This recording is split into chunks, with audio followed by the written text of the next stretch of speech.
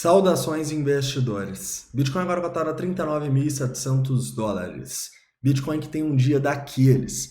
Nós rompemos 40k por duas vezes, voltamos até os 39 e agora estamos nos 39.700. Que dia? Hoje meu principal objetivo vai ser te mostrar a dinâmica e as perspectivas pela análise técnica e análise de sentimento. Bem-vindos a Investidor Moderno.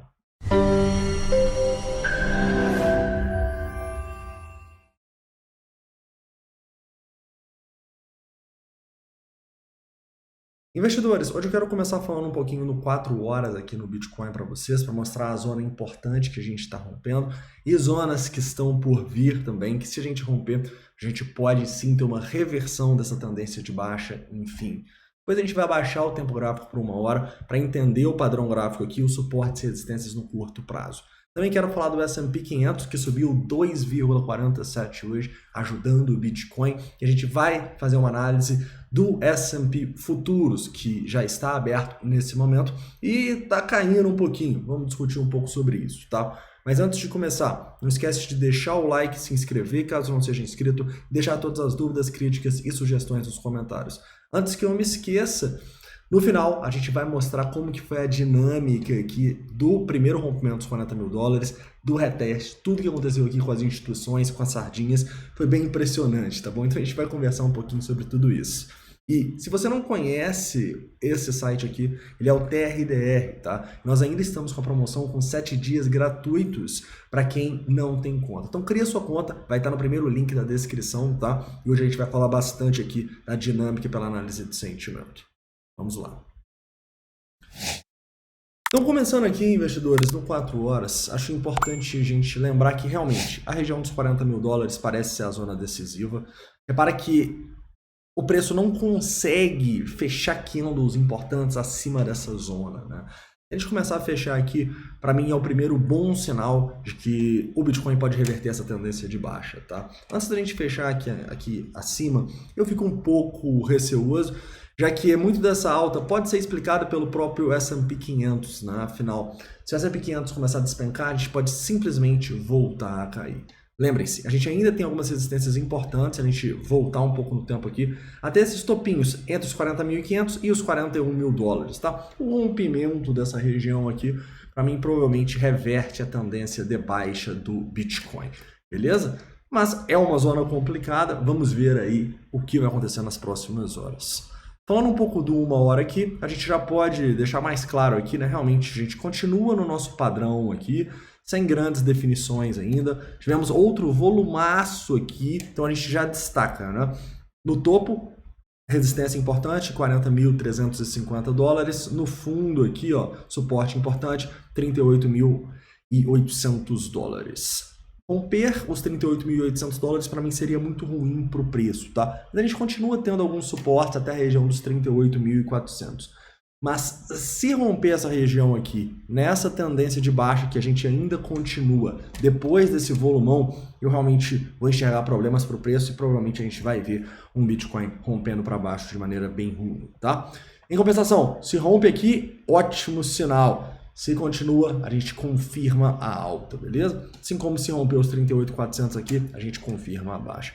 Então, tecnicamente é isso aí que eu estou vendo no momento, correto? Continuando, né, e falando um pouquinho sobre o price action de hoje, realmente foi um price action impressionante, né? A gente começou a cair aqui, chegou a testar a região abaixo dos 39, depois a gente pumpou acima dos 40.300, voltou para os 39, voltou para os 40 e agora está aqui nos 39.700. Que dia volátil, né? E realmente é muito importante e interessante a gente analisar o que aconteceu nesses dias numa perspectiva de instituição e numa perspectiva de sardinha, tá? E é o que a gente vai fazer assim que a gente analisar o S&P 500 na nossa análise de sentimento aqui no TRDR, tá bom? Mas primeiramente, falando do S&P 500, como vocês sabem, subimos 2,47 hoje, mas a gente continua também no mesmo padrão aqui que o Bitcoin, né? Isso aqui é um padrão de continuação da baixa, mas a gente está tentando romper para cima, né? Então me parece que se o S&P 500 vier aqui e romper, formar esse pivô acima dos 4.300 pontos, provavelmente o Bitcoin vai fazer a mesma coisa e a gente vai ver uma tendência de alta aí nos dois mercados, tá bom?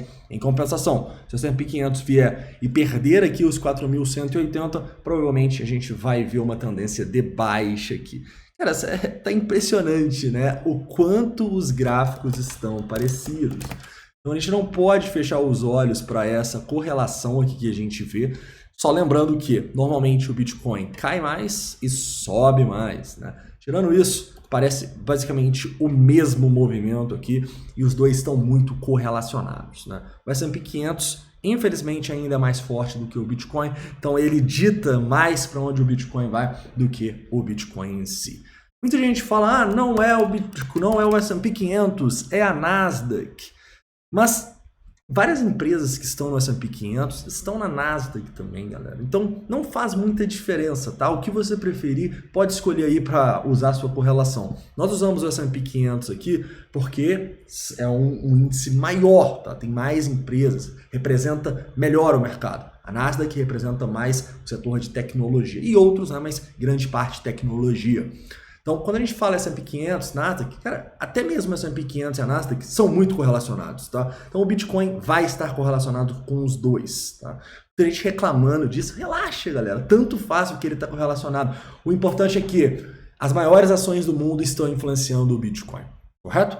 Continuando aqui, indo já para a parte mais importante do vídeo, que é a nossa análise de sentimento, eu acho, vou até voltar para a tela aqui, para a gente realmente destacar o que aconteceu minuto a minuto, tá bom?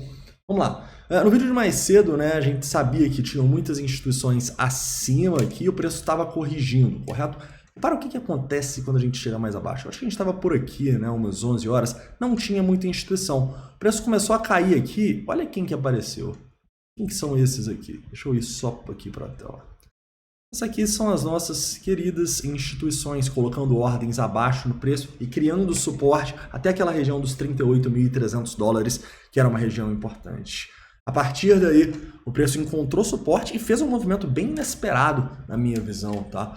Muitos estão falando que esse movimento pode ser explicado também pela notícia ligando o Goldman Sachs, dizendo que o Goldman Sachs aceitou o primeiro empréstimo com colateral em Bitcoin, ou seja, com garantia em Bitcoin, o que é algo muito interessante, mas na minha visão não tem força para impactar isso aqui, tá bom? Na verdade, o que a gente viu foi basicamente o famoso short squeeze, né? Quando o preço vai muito rapidamente para um lado, liquida muita gente e muita gente se desespera, compra mercado e acaba sendo estopado.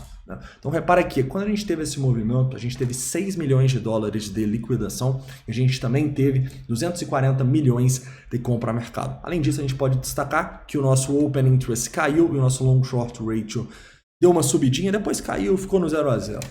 Eu te pergunto, esse rompimento era um rompimento confirmado ou um rompimento falso? Um rompimento falso. Por quê? Porque, primeiro, a gente não teve aumento do Open Interest. Segundo, o nosso Long Short Ratio não caiu, ou seja, rompeu para cima e as pessoas não começaram a apostar que ia apostar contra o movimento.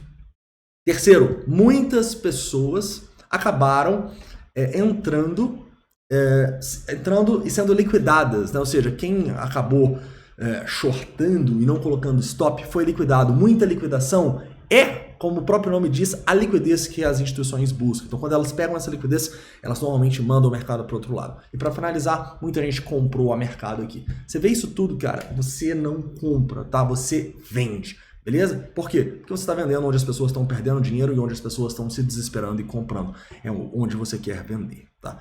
Tanto é que poucos minutos depois, foi questão de 1 hora, a gente saiu aqui desses 40.350 e caiu mais de 3% para testar de novo os 39 mil dólares, né? Detalhe, que também tinha mais instituição aqui, nada demais, mas tinha mais instituição ali acima dos 40. A gente volta aqui, de novo as instituições colocam as ordens.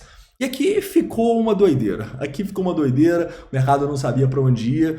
Eu acho que a gente deu uma seguida aqui no S&P 500, subindo 2,5% ao dia, tá? Mas, repara que interessante, né? O preço vai lá, liquida todo mundo para um lado, todo mundo compra. Aí ele vai lá, rapidamente cai 3%. A gente tem outras liquidações aqui próximas a 2 milhões de dólares. Agora, de quem comprou no topo. Então, usando esses indicadores, você não precisa captar topo e fundo, tá bom? Isso é o mais difícil. Você pode simplesmente não comprar e vender no pior local possível, tá bom? Porque é justamente isso que as pessoas fazem. Elas compram quando tá tudo subindo e, nossa, agora o Bitcoin vai pra lua, e elas vendem também da mesma maneira, quando tá tudo caindo e agora o Bitcoin vai acabar. Então repara que lá no fundo também a gente teve mais de 100 milhões de dólares de venda a mercado, tá?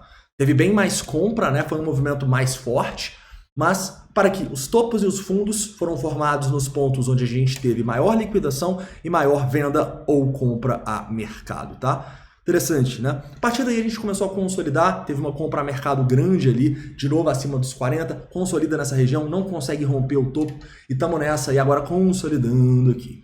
Repara que quando muita gente compra, parece que o preço não pode subir mais. Por quê? Claro que é probabilidade, né? Mas por quê? Porque essas pessoas que compraram e se desesperaram, compraram inclusive a mercado, se o preço começar a cair, elas vão se desesperar. E se elas não venderem errado, elas podem acabar sendo liquidadas, entendeu? Então, pensa, se está todo mundo comprando e a maioria do mercado perde, todo mundo fala isso, né? E é verdade. Se a maioria do mercado perde, eu vou comprar onde está todo mundo comprando? Eu vou vender onde está todo mundo vendendo? Não. E é por isso que esses indicadores são essenciais aqui para você ver isso. E, basicamente, para a gente foi momento aqui de shortar o Bitcoin. Alguns shortaram, eu não shortei. Mas eu realizei os Bitcoins que eu tinha comprado nas últimas quedinhas aí que a gente teve nos últimos dias, tá bom? Que no mínimo isso aqui é um gatilho de realização. Correto? Beleza, vamos lá. Então, continuando aqui, né, falando agora dos nossos indicadores de sentimento. Os nossos indicadores de sentimento estão melhorando bastante, tá? A gente está vendo uma queda do nosso long short ratio para 1,73 e um CVD decrescente. O único problema, vocês já sabem, isso aqui não está sendo feito com o open interest subindo. Então, parece que ainda falta aquele rompimento decisivo para a gente reverter a tendência de baixa. Me parece ainda que o Bitcoin está consolidando, indo para os dois lados, liquidando, muito mais seguindo o S&P 500 do que realmente seguindo uma tendência própria, tá? Isso pode mudar se a gente romper essas zonas de resistência que a gente vai destacar agora das instituições e da análise técnica que a gente já falou, com essa continuar diminuindo aqui e o aumento no Open Interest, tá? Na verdade, se tiver um rompimento com aumento no Open Interest, a gente continuando aqui próximo a 1, abaixo de 2 e tal, cara, eu já vou ver como algo positivo, tá? Mas claramente o mercado mudou e nesse momento a gente está vendo muito mais uma neutralidade do que necessariamente, vai ter um dump, igual estava aparecendo nos últimos dias quando o long short ratio chegou a 4 quase, né? Correto. Continuando, né? Isso é o que eu mais gosto dos indicadores de sentimento, sabe, investidores? Porque eles não te deixam engessado numa ideia, no sentido que tava achando que o Bitcoin ia cair quando tava lá nos 38.500. Ele subiu, eu posso mudar de opinião rápido de acordo com os indicadores. Coisa que eu não gostava na análise técnica é que ou eu tinha glória com a minha opinião, porque tinha que fazer a operação e esperar, ou eu simplesmente teria a perda com ela, né? Sem poder, nesse meio do caminho, mudar a minha visão, tá? Isso que eu mais gosto. Aqui a gente, por isso que faz 2 vídeos por dia, porque isso muda assim, um movimento pode mudar a perspectiva do mercado. E eu sei que você já percebeu isso, né? Às vezes o mercado tá caindo, e pum, tem um movimento, muda, começa uma tendência de alta. Por quê? Por causa da análise de sentimento, por causa dessa mudança na visão das sardinhas e das instituições, correto? Vamos lá, então destacando aqui um pouco desses pontos importantes, e claramente a gente já vê uma neutralidade um pouco maior aqui no order book, olha só. Tem um pouco mais de compras no 1%, e muita gente perguntou no último vídeo, o que é esse 1% e tal? Esse order book aqui, deixa eu até voltar para a tela, ele está mostrando o book, né, que é o livro de ofertas, onde as pessoas tentam comprar e vender o Bitcoin em diversas exchanges aqui. Repara que eu marquei quase todas, menos a FTX está com um probleminha lá no book. Mas enfim, basicamente eu consigo entender que de todas essas exchanges aqui, tem 132 milhões de dólares de compra e 121 milhões de venda. Aonde? Numa distância de 1% em relação ao preço. Então, 39.760 menos 397 vai estar para compra. Mais 397 vai estar para venda. Deu para entender? E o 2,5%? A mesma coisa. 2,5% abaixo do preço estão as compras, 2,5% acima do preço estão as vendas. Correto? Então, eu falei e não interpretei, né? Mas, então vamos lá. Onde são os pontos aqui? Basicamente, 40.500 dólares, para mim é o ponto mais importante que está tentando segurar o preço. E 39 mil dólares é o ponto mais importante aqui nesse momento, tá? É claro que isso aqui muda, né, investidores? Então, quando a gente chegar em um dos dois pontos, provavelmente vão ter outras ordens abaixo, mas é importante nesses momentos de consolidação a gente entender esses pontos que as instituições estão tentando segurar. São essas, porque essas grandes ordens aqui são justamente essas grandes ordens que aparecem aqui, sabe?